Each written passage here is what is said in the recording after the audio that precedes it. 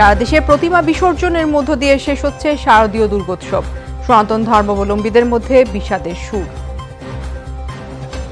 মা যাওয়ার সাথে সাথে সকল রোগ শোক ওনার সাথে করে নিয়ে যান। ভুল বুঝাবুঝি যারা সৃষ্টি করতে চায় এই জিনিসগুলো যাতে আমাদের দেশে স্থান না পায়। সবাইকে সুবুদ্ধি দিক, সবাই যাতে ভালো থাকুক। অনাকাঙ্ক্ষিত পরিস্থিতি এড়াতে কঠোর অবস্থানে আইন শৃঙ্খলা রক্ষাকারী বাহিনী। বন্ধ 3 ও 4G ইন্টারনেট সেবা। চট্টগ্রামের মুরাদপুরে মা ও 2 শিশু সন্তানের মরদেহ উদ্ধার। হত্যার পর আত্মহত্যা ধারণা পুলিশের, জিজ্ঞাসাবাদের জন্য স্বামী আটক। লাফিয়ে লাফিয়ে বাড়ছে নিত্য পণ্যের দাম, আয় ব্যয়ের হিসেব মিলাতে হিমশিম খাচ্ছেন ভোক্তারা। বিপাকে খেটে খাওয়া মানুষ। বাজারে আসলে মাথাটা অনেক গরম হয়ে যায়। সারাদিন কাজ করে পাই 200 টাকা, তো আমরা 1 কেজি আটা কিনবো, 1 কেজি চাল কিনবো, 1 কেজি মাছ কিনবো। বরিশালে মুক্তিযোদ্ধার বাড়ির ওপর ভূমিদস্যুদের নজর। ভুয়া দলিল করে চলছে দখলের পায়তারা, নিরাপত্তাহীনতায় পরিবার।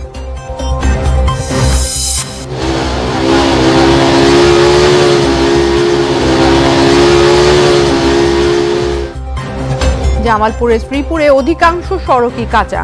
বর্ষা মৌসুমে কাদা পানিতে স্থানীয়দের ভোগান্তি। Точности ему не хватило. А вот еще одна атака. Классный пас. Ноэля Молине. বিশ্বকাপ বাছাই পেরুর বিপক্ষে কষ্টার্জিত জয় আর্জেন্টিনার। উরুগুয়েকে উড়িয়ে জয় ফিরল Brazil. Looking for the run of Rafinha, and he's got there first. It's Rafinha. It's 3-0.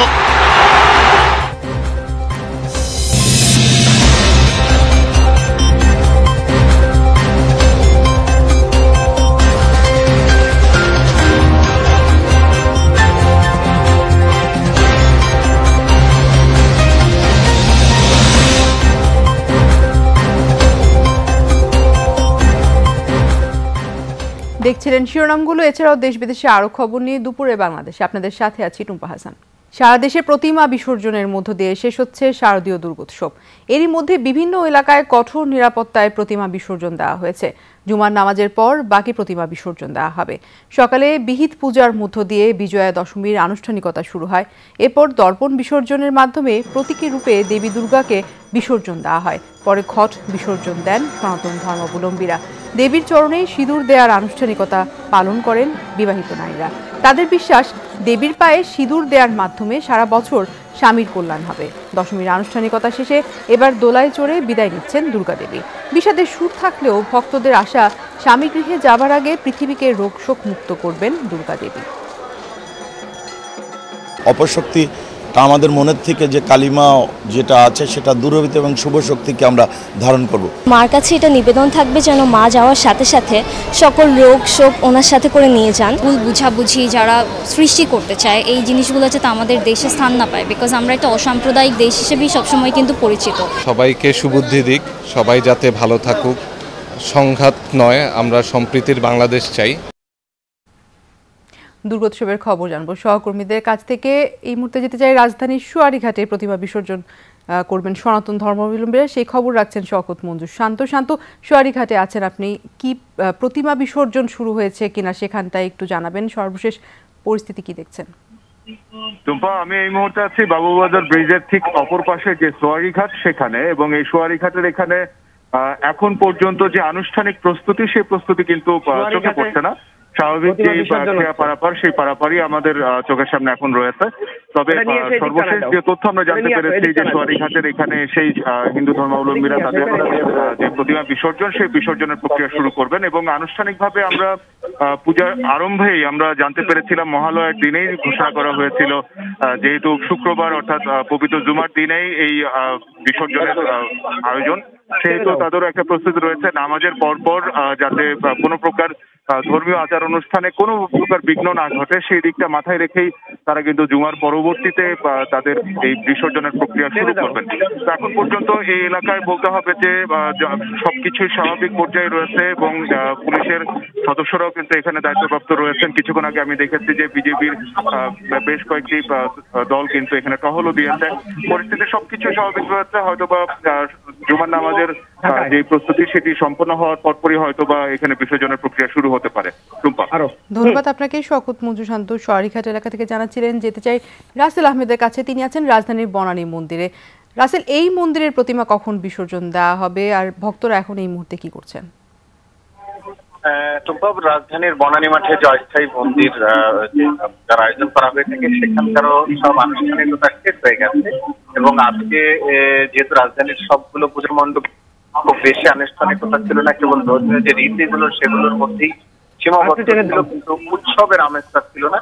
এবং কিছুক্ষণ আগে বনানী পুজো মণ্ডপের হিসেবে তার একটি প্রতিবাদী অবস্থান এবং সেখানের মাধ্যমে তারা প্রতিবাদ কয়েকদিনের বিভিন্ন স্থানে, দেশের স্থানে বিভিন্ন মণ্ডপে যে হামলা হয়েছে বা যে সহিংসতা হয়েছে তার বিচারের দাবিতে তারা দাবি করেছেন যে আলাদা একটি ট্রাইব্যুনালের মাধ্যমে যেন যারা দোষী রয়েছে, যারা এই অপচেষ্টা চালিয়েছে, সংঘাত বা একটি সাম্প্রদায়িক অবস্থান তৈরি করার চেষ্টা করছেন, তাদের বিরুদ্ধে তাদেরকে যেন বিচারের আওতায় আনা হয়, সেটি আলাদা ট্রাইব্যুনাল গঠনের দাবি জানান।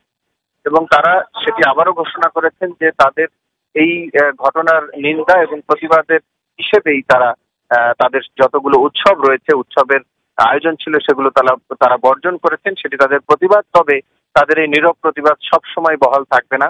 ভবিষ্যতে যদি বিচারের আওতায় আনা না হয় তাহলে তারা আরো শক্ত হাতে এর প্রতিবাদ করবেন বলে তারা জানিয়েছেন। টুম্পা, ধন্যবাদ আপনাকে। রাসেল আহমেদ, আমরা সহকর্মীদের কাছ থেকে জানছিলাম রাজধানীর খবরাখবর, একটু ঢাকার বাইরের খবর জানতে চাই। আমাদের সহকর্মী খুলনা থেকে প্রবীর বিশ্বাস যুক্ত আছেন। প্রবীর, আপনার ওখানে প্রতিমা বিসর্জন কখন শুরু হবে? বিজয়া দশমীতে এছাড়া আজ আর কি কি আনুষ্ঠানিকতা থাকছে?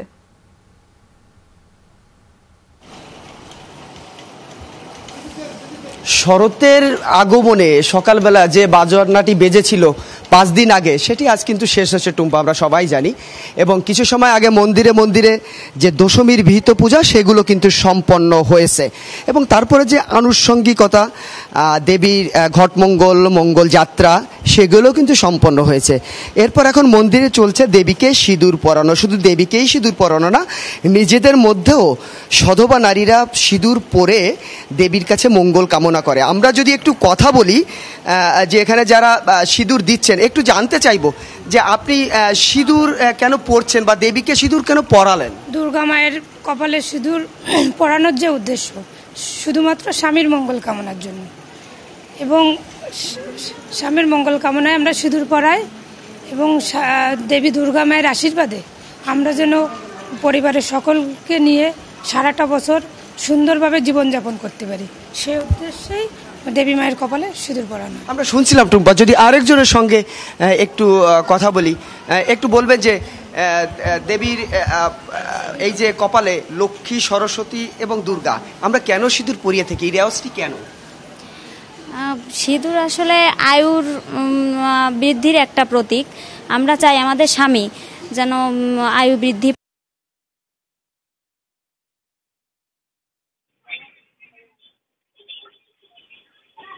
আমরা শুনছিলাম টুম্পা যে সিঁদুর কেন পরা হয় এবং ভক্তরা এটা মনে করেন যে দেবী দুর্গা চলে যাবেন, তাদেরকে আশীর্বাদ করে গেছেন, আগামী 1 বছর ভালো কাটবে এবং পরের বছরের জন্য আরো সাড়ম্বরে এই পূজাটি উদযাপন হয়, সেটি কিন্তু তারা সেই আশীর্বাদটি চেয়ে নিয়েছে। টুম্পা, ধন্যবাদ আপনাকে। প্রবীর বিশ্বাস জানাচ্ছিলেন খুলনা থেকে বিজয়া দশমীর খবর।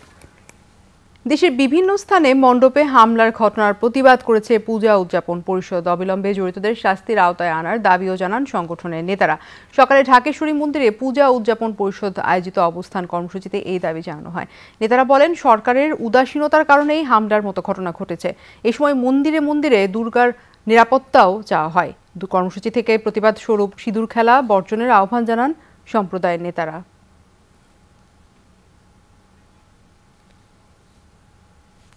এদিকে সারা দেশে পূজা মণ্ডপের নিরাপত্তা ও যে কোনো ধরনের অপ্রীতিকর পরিস্থিতি এড়াতে তৎপর রয়েছে আইন শৃঙ্খলা বাহিনী। এরই মধ্যে দেশের অন্তত 23 জেলায় বিজিবি মোতায়েন করা হয়েছে। সনাতন ধর্মাবলম্বীদের নিরাপত্তা নিশ্চিতে সব ধরনের সহায়তার আশ্বাস দিয়েছে ডিএমপি কমিশনার। এদিকে সার্বিক পরিস্থিতি বিবেচনায় ভোর 5টা থেকে পরবর্তী ঘোষণা না দেওয়া পর্যন্ত বন্ধ করে দেওয়া হয়েছে মোবাইলের 3 ও 4G ইন্টারনেট সেবা। যদিও বিটিআরসির তরফে বলা হয়েছে কারিগরি ত্রুটির কারণে বন্ধ রয়েছে ইন্টারনেট, তবে যথারীতি চালু আছে ব্রডব্যান্ড ইন্টারনেট সেবা। চট্টগ্রামের মোহাম্মদপুর এলাকায় নিজ বাসা থেকে মা ও 2 শিশু সন্তানের মরদেহ উদ্ধার করেছে পুলিশ। সকালে মোহাম্মদপুরের 6তলা ভবনের 4তলার একটি কক্ষে মা সুমিতা খানম ও 7 বছর বয়সী মেয়ে মুন ও 3 বছর বয়সী ছেলে সানের মরদেহ পাওয়া যায়। সুমিতা খানমের স্বামী ব্যবসায়ী সোহেল রানার দাবি, গতরাত 9টার দিকে বাসায় গিয়ে তালা দেখে তিনি মনে করেছিল স্ত্রী ও সন্তানরা বাইরে কোথাও গেছে। পরে সকালে আবারও বাসায় যান তিনি। কারো সাড়া শব্দ না পেয়ে খবর দেন পুলিশকে। পরে পুলিশ এসে দরজা ভেঙে ঘরে ঢুকে 3 জনের মরদেহ উদ্ধার করে। পুলিশ জানায় সুমিতা খানম ও তার মেয়ে মুনের মরদেহ ঝুলন্ত অবস্থায় ছিল আর ছেলে সানের মরদেহ পাওয়া যায় বিছানাতে। প্রাথমিকভাবে পুলিশের ধারণা 2 সন্তানকে হত্যার পর আত্মহত্যা করেছেন মা। জিজ্ঞাসাবাদের জন্য সোহেল রানাকে থানায় নিয়ে গেছে পুলিশ।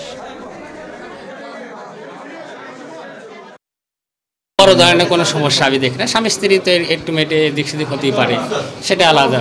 তাছাড়া এমনি বড় ধরনের কোনো সমস্যা নাই।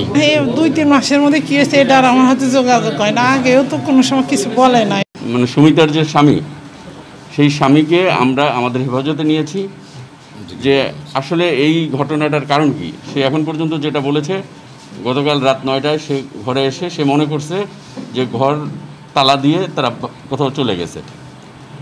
এই তো তাকে আমরা জিজ্ঞাসাবাদ করি। চট্টগ্রামে মিরসরাইয়ে মা, বাবা ও ছেলেকে কুপিয়ে হত্যার ঘটনায় মামলা হয়েছে। নিহত দম্পতির মেয়ে বাদী হয়ে গতরাতে জোরারগঞ্জ থানায় মামলা করেন। একমাত্র আসামি করা হয়েছে পরিবারের বড় ছেলে সাদ্দাম হোসেনকে। গ্রেফতার সাদ্দামকে আজ আদালতে হাজির করা হবে। এর আগে গতকাল পুলিশ জানায়, প্রাথমিক জিজ্ঞাসাবাদে মা, বাবা ও ভাইকে হত্যার কথা স্বীকার করেছে সাদ্দাম। জায়গা জমি নিয়ে বিরোধের জের ধরে এই হত্যাকাণ্ড। সম্পৃক্ততা না মেলায় জিজ্ঞাসাবাদের পর ছেড়ে দেওয়া হয়েছে সাদ্দামের স্ত্রীকে। গতকাল সকালে নিজ বাড়ি থেকে মোস্তফা সওদাগর, তার স্ত্রী জোসনারা বেগম এবং 24 বছর বয়সী ছেলে হোসেন আহমদের মরদেহ উদ্ধার করে পুলিশ। পরে জিজ্ঞাসাবাদের জন্য বড় ছেলে সাদ্দাম ও তার স্ত্রীকে আটক করা হয়।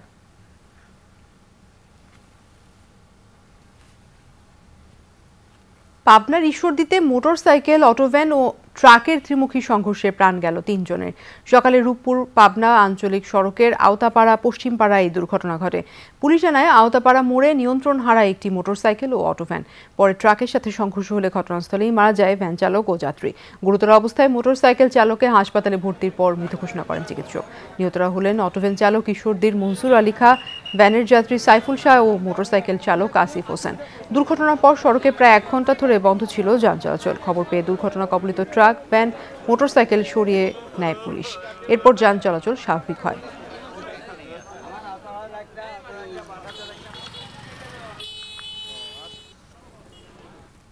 সীমিত আয়ের মানুষের জন্য বড় অস্বস্তির জায়গা কাঁচা বাজার। দাম বৃদ্ধির দৌড়ে আছে সব ধরনের পণ্য। ভোজ্য তেল, চিনি, পেঁয়াজের দর আগে থেকেই চড়া। এর সাথে চলতি সপ্তাহে আদা, রসুন আর সবজির দামের ঊর্ধ্বগতিতে নাকাল ক্রেতারা। মাছের বাজারেও স্বস্তি নেই। মুরগির মাংসের দরও আরেক দফা বেড়েছে। সীমিত আয়ের মানুষের সিংহভাগ আয় চলে যাচ্ছে খাদ্যপণ্যের খরচ মেটাতে। একযোগে বেড়েছে সব পণ্যের দাম।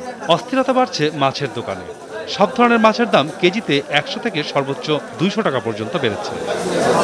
বিক্রেতারা বলছেন, ইলিশ ধরা নিষিদ্ধ থাকায় প্রভাব পড়েছে। পূজার ছুটি থাকায় ভারত থেকে আসছে না মাছ। নর্মাল চিংড়ি যেগুলো, এগুলো 400-450 করে নিই, আজকে 600 টাকা। তারপরে গলদা চিংড়ি নর্মালগুলো আপনার 500-550 টাকা, 600 টাকা ছোটো ছোটো সাইজের। আজকে সেগুলো 800-900, 1000 এই দাম। আরতে মাল কম, মানে আমরা দেখেন না দোকান খালি মাল পাই নেই, দাম বেশি, তারপরও মাল নাই।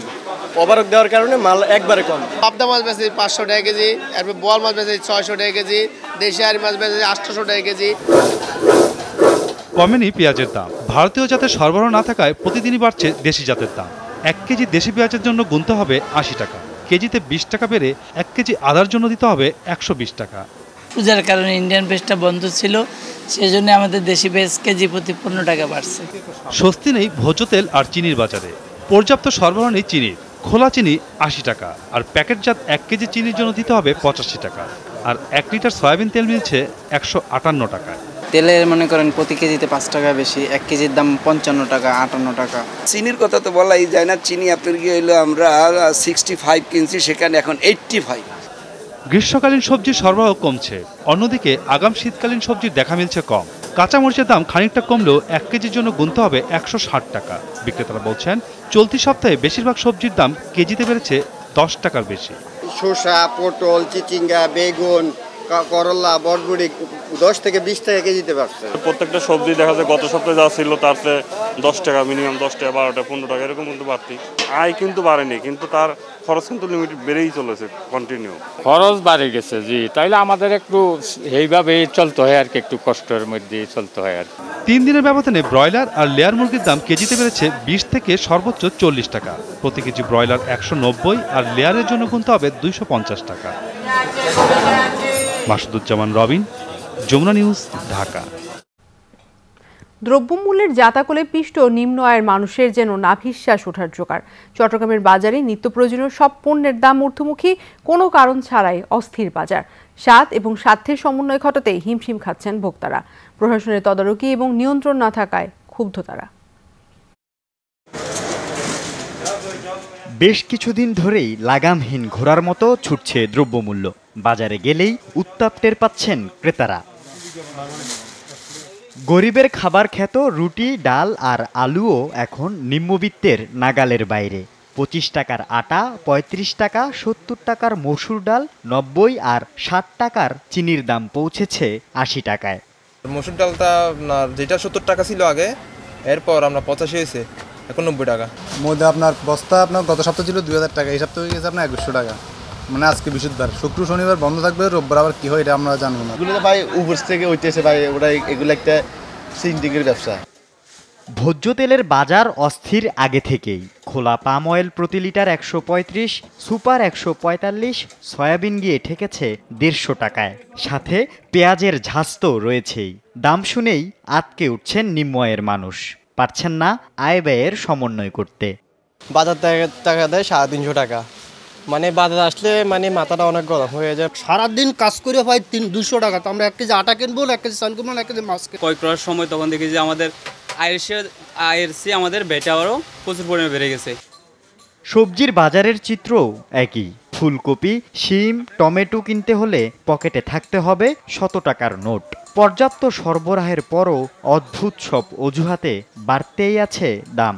ফুল 110 টাকা, 100 টাকা কেজি, সিম 120 টাকা কেজি, মূলা 60 টাকা কেজি। আজকে কিনছে 250 টাকা কেজি পড়ছে, প্রায় আমাদের 115 টাকা কিনে পড়ছে। যেগুলো নতুন আসছে এগুলোর দাম, যেগুলো চলে যাচ্ছে এগুলোর দাম। এই কারণে গিয়ে জনসাধারণের এখন কেনার ক্ষমতার বাইরে। মাছ মাংসের দামও ঊর্ধ্বমুখী। ফার্মের মুরগি 120 টাকা থেকে 170, আর সাগরের সব মাছের দাম বেড়েছে 50 থেকে 80 টাকা করে। আল আমিন শিকদার, যমুনা নিউজ, চট্টগ্রাম। বঙ্গবন্ধুর ডাকে মুক্তিবাহিনীতে যোগ দিয়েছিলেন ওমর আলী শিকদার। দেশ স্বাধীনের পর মুক্তিযোদ্ধা হিসেবে স্বীকৃতি পেতেই তার সময় লেগেছে দীর্ঘ 49 বছর। পরিবার নিয়ে এতদিন যে বাড়িতে বসবাস করতেন তিনি, ভূমিদস্যুদের চক্রান্তে সেই ভিটেমাটি হারাতে বসেছে অসহায় মুক্তিযোদ্ধা পরিবারটি। তাকে নিয়ে যমুনা টেলিভিশন রিপোর্ট করছে, এমন খবরেই গা ঢাকা দিয়েছে অভিযুক্তরা। মেরামতের অভাবে টিনের চালে জন্মেছে আগাছা। একটুখানি ঝোড়ো হাওয়া বইলি ঘর নড়বড় করে, যেন পল্লী কবির সেই আসমানির প্রতিচ্ছবি। এই বাড়ির মালিক ওমর আলী শিকদার একজন মুক্তিযোদ্ধা। ৭১-এর রণাঙ্গনে বুক উঁচিয়ে লড়েছেন হানাদারদের বিরুদ্ধে। ৭২ বছর বয়সী ওমর আলী মুক্তিযুদ্ধের সময় চাকরি করতেন রাজশাহী পানি উন্নয়ন বোর্ডের স্পিডবোট চালক হিসেবে। ৭ মার্চ বঙ্গবন্ধুর ডাকে রাজশাহী থেকে পায়ে হেঁটে চলে আসেন বরিশালে, যোগ দেন মুক্তিবাহিনীতে। বঙ্গবন্ধু শেখ মুজিবুর রহমান যে ৭ই মাসে যে ভাষণ দিয়েছে, সেই ভাষণেই আমি কইছি আমি মুক্তিযুদ্ধ করবো। আমরা সবাই মিলে একসাথে গুলি করতাম, ওরা মনে করছে কয় লক্ষ আছে, ওরা গান বোর্ড থেকে অ্যাক্সেস ছাড়ত। মুক্তিযোদ্ধা ওমর আলী জানান, ৪৭-এর দেশভাগের পর থেকেই বংশ পরম্পরায় বরিশালের কাশীপুর ইউনিয়নের সারসি গ্রামের এই জায়গায় থাকছেন তারা। সম্প্রতি মাথা গোজার একমাত্র ঠাঁই বাড়ির জায়গাটুকুর উপর নজর পড়ে কিছু ভূমিদস্যুর। আমজাদ আলী হাওলাদার নামে এক ব্যক্তি রূপাই নামে একজনের কাছে ভুয়া দলিল করে বিক্রি করে দেন জমি। কয়েক মাস আগে রূপাই মারা যান। এরপর থেকে তার ওয়ারিশরা জমির দখল নিতে উচ্ছেদের পায়তারা করছে ওমর আলীর পরিবারকে। তাদের বাড়িটা আবার অন্য মানুষ ডিক্লেয়ার শুট করিয়া অন্য প্রভাবশালী লোকদের কাছে বিক্রি করে দেওয়ার কারণে তারা এই বাড়িতে স্থায়িত্ব থাকতে পারতেছে না। বাড়িটা তো আমরা রয়েছি এই রাউডের আগে যে হিন্দু মুসলমান কাটাকাটি হয়েছে না, সেই সময় আমার শ্বশুর এই বেরিয়ে আইছে, এখন শুনি শ্যুট করছে, আমাকে বাড়ি গুনে নামাই দিতে। মুক্তিযোদ্ধা ওমর আলীর স্ত্রী সড়ক দুর্ঘটনায় দুপা ভেঙে শয্যাশায়ী। তাদের 3 মেয়ে ও 1 ছেলে। মেয়েরা থাকেন শ্বশুর বাড়িতে। পানি উন্নয়ন বোর্ডের চাকুরির সুবাদে ছেলে থাকে আরিচাঘাটে। অসহায় মুক্তিযোদ্ধার এখন চাওয়া, নিরাপত্তা দেয়া হোক তার পরিবারকে, নিরাপদ করা হোক বাসস্থান। মাননীয় সুযোগ্য প্রধানমন্ত্রীর কাছে দাবি, আমি মুক্তিযোদ্ধা হিসাবে আমি যেন এখন ঘর পাই, জমি সহ, আর আমার ছেলেটারে বরিশাল যাতে বদলে হয়, এটা আপনাদের কাছে দাবি। বাঙালি জাতির মুক্তির জন্য যারা যুদ্ধ করেছেন সেই মুক্তিযোদ্ধাদের ভাতাসহ নানা সুযোগ সুবিধা দিচ্ছে সরকার। তবে আমলাতান্ত্রিক জটিলতা ও রাজনৈতিক প্রতিহিংসার কারণে অনেক মুক্তিযোদ্ধাই এসব সুযোগ সুবিধা থেকে বঞ্চিত হচ্ছেন। কাউসার হোসেন, যমুনা নিউজ, বরিশাল। টাঙ্গাইলে আইন অমান্য করে টিলার লাল মাটি কাটার হিড়িক পড়েছে। অভিযোগ আছে হাসপাতালের জায়গা ভরাটের নামে প্রভাবশালী একটি মহল তা বিক্রি করছে। নির্বিচারে মাটি কাটায় ঝুঁকিতে বেশ কিছু পরিবার। তদন্ত করে ব্যবস্থা নেওয়ার আশ্বাস বন বিভাগের। টিলার লাল মাটিতে কালো থাবা। মধুপুর উপজেলার ধরাটিটান এলাকা, সেখানে মাটি কাটার হিড়িক পড়েছে। এরই মধ্যে বেশ কিছু জায়গা সাবারও হয়ে গেছে। স্থানীয়দের অভিযোগ প্রভাবশালী একটি মহল এতে জড়িত। তারা মোটা টাকায় বিক্রি করছে টিলার মাটি। নির্বিচারে মাটি কাটায় ঝুঁকির মুখে পড়েছে বেশ কিছু পরিবার। ভয়ে মুখ খোলার সাহস নেই কারো। আক্তার হারপর আরো নাম আমি কইতে পারি না, ইব্রাহিম আর কারাগার মাঠে নিয়েছে, তারপরে সভাপতি কিছু কইলে আরো মুখামুখি করে আঙ্গরে মারবার আহে, মুখামুখি করবার আহে। অনেক হইতেছে, গাছ গুজালি নিয়ে ভাঙ্গিয়ে নিয়ে গেছে, তারপরে একজনের কলা ক্ষেত নষ্ট হয়েছে। অভিযুক্তদের দাবি পার্শ্ববর্তী ধনবাড়ী উপজেলার 12 গ্রামে হাসপাতাল নির্মাণ হবে।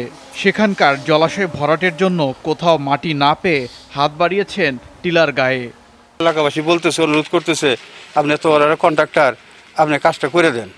পরে অনেক ঘাটতিরা মাথায় নিয়ে কাজটা হাতে নিয়েছেন। আমার একটু বুঝাই দিছে যে আপনার ক্ষেতটা একটু নেবেল দেবো, এইটু নেবেল তো ভালো দূরের কথা, আরো খাত করে গেছে।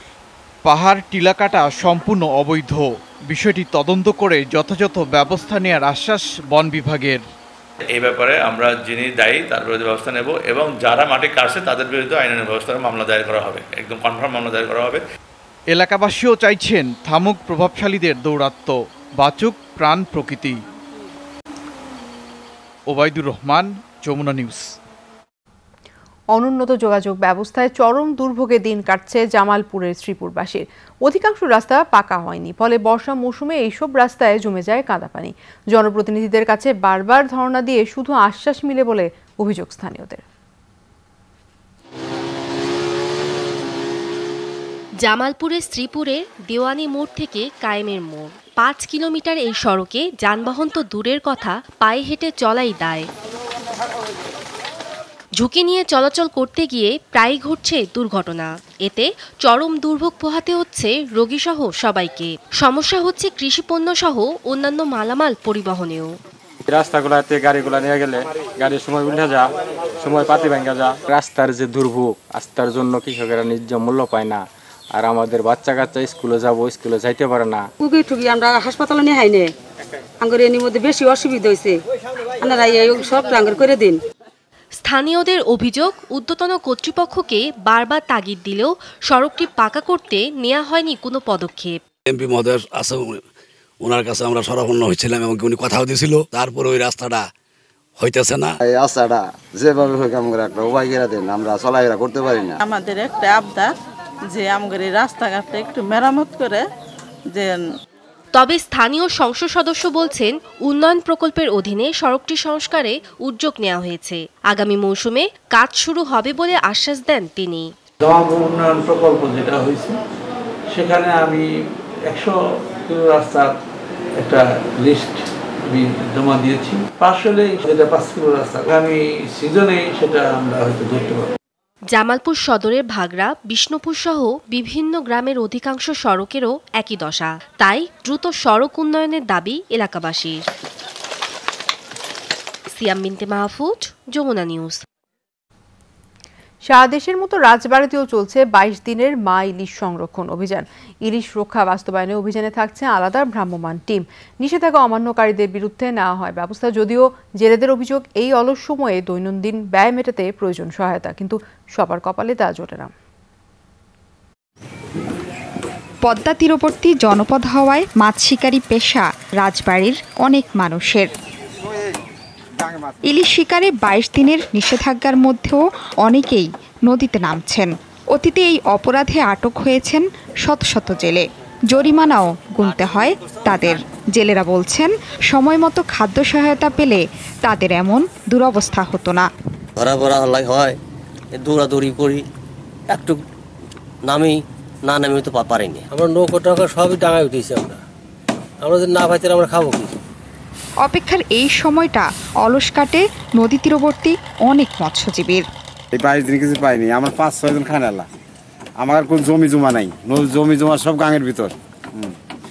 নদীর কিনারে বাড়ি, আমরা মাছ ধরেই খাই। চাল পেতেছি না, ডাল পেতেছি না, আমাকে জাল দড়ি বন্ধ, জাল পুরা হালা দেবে, জাল কি করে পাবো আমরা? এই কদিন কি করে বাঁচবো? জেলায় প্রায় 9000 জেলে থাকলেও কার্ডধারী 4700। তাদের কাছে দ্রুত খাদ্য সহায়তা পৌঁছে দেওয়ার আশ্বাস ইউএনওর। জেলেদের যে সচেতনতা তৈরি করা হয়েছে, তারপরে জেলেরা নিজ উদ্যোগেই তারা আর নদীতে যাবেন না। তারপরও তাদের যে সহায়তা ভিজিএফ সেটি দেওয়া হচ্ছে। আগামীকাল থেকে এটি শুরু হবে। পরশুদিন আমাদের মিজামপুরে দেওয়া হবে, তার পরের দিন চন্দনীতে দেওয়া হবে। মানে এই সপ্তাহের মধ্যেই তাদের যে সহযোগিতা এটি আমরা তাদের কাছে পৌঁছে দেব। ইলিশ শিকারের নিষেধাজ্ঞায় বিপাকে পেশাগত বড়শি মৎস্য শিকারীরাও। বড়শিতে মাছ ধরেই চলে তাদের সংসার, কিন্তু নদীতে সব ধরনের মাছ ধরা বন্ধ থাকায় ভালো নেই তালিকার বাইরের এই জনগোষ্ঠী। জোহরা সেতু, যমুনা নিউজ। নিজেদের ব্যর্থতা ঢাকতে সরকার পরিকল্পিতভাবে কুমিল্লার মন্দিরে কোরআন অবমাননার ঘটনা ঘটিয়েছে বলে দাবি করেছেন বিএনপির সিনিয়র যুগ্ম মহাসচিব রুহুল কবির রিজভী। জাতীয় প্রেসক্লাবের সামনে বাংলাদেশ জাতীয় দল আয়োজিত মানববন্ধনে রিজভী অভিযোগ করেন, দ্রব্যমূল্যের ঊর্ধ্বগতিতে মানুষের নাভিশ্বাস উঠেছে, কিন্তু সরকার নির্বিকার। এই অবস্থায় জনগণের দৃষ্টি ভিন্ন দিকে নিতে সরকার পরিকল্পিতভাবে কুমিল্লায় কোরআন অবমাননার ঘটনা ঘটিয়েছে, যা বাংলাদেশের ধর্মীয় সম্প্রীতির উপর আঘাত করেছে। রুহুল কবির রিজভী বলেন, কুমিল্লার ঘটনাকে কেন্দ্র করে সরকার বিভিন্ন মহলকে উস্কানি দেওয়ার পরিকল্পনা করছে, কিন্তু সরকারের সেই ফাঁদে মানুষ পা দেবে না। জনগণ কিন্তু সাম্প্রদায়িক সম্প্রীতি বিনষ্ট করেনি, কোন রাজনৈতিক দল বিনষ্ট করেনি। জোর জবরদস্তি করে ডাকাতের মতো আপনার ক্ষমতা যে অধিকার করে আছে, এইখান থেকে বিশ্বে নিজের ভাবমূর্তিটাকে ভালো করার জন্য উনি দেখাচ্ছেন যে না, এখানে সাম্প্রদায়িক যাই হোক, আমি এটা কঠোর হস্তে দমন করতে পারি। 2030 সালে ফুটবল বিশ্বকাপের আয়োজক হতে পারে ইসরায়েল। এরই মধ্যে ইসরায়েল প্রধানমন্ত্রী বেনেট ও রাষ্ট্রপতি আইজাক হেরজগের সাথে দেখা করে 2 দিনের ইসরায়েল ভ্রমণে গিয়েছেন ফিফা সভাপতি ইনফ্যান্টিনো। ইসরায়েল, সংযুক্ত আরব আমিরাত ও আরও দেশের সাথে সম্মিলিত হয়ে বিশ্বকাপ আয়োজনের চিন্তা করছে। ইনফ্যান্টিনো এই বিষয়ে বেশ আগ্রহ দেখিয়েছে। বিশ্বকাপ আয়োজককারী দেশের অর্থনৈতিক স্বার্থ লক্ষ্যে ইসরায়েলকে প্রস্তাব রাখছে ফিফা সভাপতি। এই নিয়ে কোনো আনুষ্ঠানিক ঘোষণা না আসলেও 2030 ফুটবল বিশ্বকাপ আয়োজকদের তালিকায় ইসরায়েল বেশ এগিয়ে আছে। ইন্ডিয়ান প্রিমিয়ার লিগের শিরোপা জিততে আজ মহেন্দ্র সিং ধোনির চেন্নাই সুপার কিংসের মুখোমুখি হবে ইয়ত্তন মর্গানের কলকাতা নাইট রাইডার্স। ম্যাচটি অনুষ্ঠিত হবে আজ রাত 8টায়। ধোনি এবং মর্গান দুজনেরই রয়েছে বড় আসরের শিরোপা জয়ের রেকর্ড। এই ফাইনালে প্রমাণ মিলে অধিনায়কের কৌশলের। এর আগে ভারতের অধিনায়ক হিসেবে 2007 সালে প্রথম টি20 ও 2011 সালে ওয়ানডে বিশ্বকাপের শিরোপা এনে দিয়েছিলেন ধোনি, আর 2019 সালে ইংল্যান্ডকে ওয়ানডে বিশ্বকাপের শিরোপা এনে দিয়েছিলেন মর্গান। বরিশালের খুদে ক্রিকেটার আজাদুজ্জামান সাদিদের বোলিং ভিডিও শেয়ার দিয়েছেন শচীন তেন্ডুলকার। সাদিদকে নিয়ে মন্তব্য করেছেন লেগ স্পিনার রশিদ খানও। সেপ্টেম্বরে প্রথম খুদে এই ক্রিকেটারকে নিয়ে প্রতিবেদন করে যমুনা টেলিভিশন। এরপর থেকেই সামাজিক যোগাযোগ মাধ্যমে জনপ্রিয় হয়ে ওঠেন এই খুদে ক্রিকেটার। বরিশাল থেকে কাউসার হোসেনের পাঠানো তথ্যচিত্রে ডেস্ক রিপোর্ট। সাদা হাতিপালা আর লেগ স্পিনার পালা নাকি একই কথা, তবে ব্যয়বহুল এই লেগ স্পিনার যদি হয় বরিশালের আসাদুজ্জামান সাদিদ, তবে তাকে আপনি পালতেই চাইবেন। বলে বড় বাক আছে গুগলিও। স্বল্প রান আপের সাথে সাদিদের বোলিং স্টাইলে ধাঁধায় পড়ে যাচ্ছেন ব্যাটাররা। মাত্র 6 বছরের এই খুদের প্রতিভাকে নিয়ে গত সেপ্টেম্বরে প্রথমবারের মতো একটি প্রতিবেদন প্রচার করেছিল যমুনা টেলিভিশন। ভাইরাল হয়ে পড়ে সাদিদের সেই বোলিং ব্যাটিংয়ের ভিডিও। বন্ধুর মাধ্যমে সেই ভিডিওটি পৌঁছে যায় লিটল মাস্টার সচিন টেন্ডুলকারের কাছেও। দেরি করেননি তিনি, নিজের সব ভেরিফাইড পেজে সাদিদের সেই ভিডিওটি শেয়ার দিয়ে লেখেন, অসাধারণ, দুর্দান্ত, খেলার প্রতি ছেলেটার ভালোবাসা স্পষ্ট। সচিন টেন্ডুলকার যে ফেসবুকে যে আমাকে যে কমেন্টস করেছে যার জন্য সচিন স্যারকে ধন্যবাদ। সাকিব ভাই সবাই যে ভালো খেলে তার জন্য আমি ক্রিকেট খেলি, ক্রিকেট খেলতে আমার ভালো লাগে। শুধু সচিনই নয়, খুদে এই ক্রিকেটারকে নিয়ে সামাজিক যোগাযোগ মাধ্যমে আছে রশিদ খানের মতো লেগ স্পিনারের মন্তব্য। তবে এই সাদিদের শুরুটা কিন্তু ব্যাট হাতে। সাকিব আল হাসানের বোলিং তাকে অনুপ্রাণিত করে বল করতে। এরপর স্থানীয় ক্রিকেটার ও সাদিদের মামার হাত ধরেই মিলে লেগ স্পিনের অনুপ্রেরণা। তখন ও বলছে সাকিব ভাই কেন ম্যান অফ দ্য ম্যাচ পেলে, তখন হচ্ছে আমি বললাম যে সাকিব ভাই ব্যাটিং করে বোলিং করে। তখন ও চিন্তা করলো যে ও বলতেছে যে আমার একটু বোলিং শিখাও। তখন আমি চিন্তা করলাম যে বোলিং যেহেতু শিখাবো আমি ওরে লেগ স্পিন শিখাই। বোলিংয়ের পাশাপাশি ব্যাটিংয়েও আছে মুন্সিয়ানা। তবে সাদিদ হতে চান পছন্দের ক্রিকেটার সাকিব আল হাসানের মতো অলরাউন্ডার। মামুনুর রশিদ, যমুনা স্পোর্টস। দর্শক, দুপুরে বাংলাদেশের প্রথম ঘন্টা থেকে আমি বিদায় নিচ্ছি। পরের ঘন্টার খবর নিয়ে ফিরবেন তৌহিদ হোসেন। সাথেই থাকুন।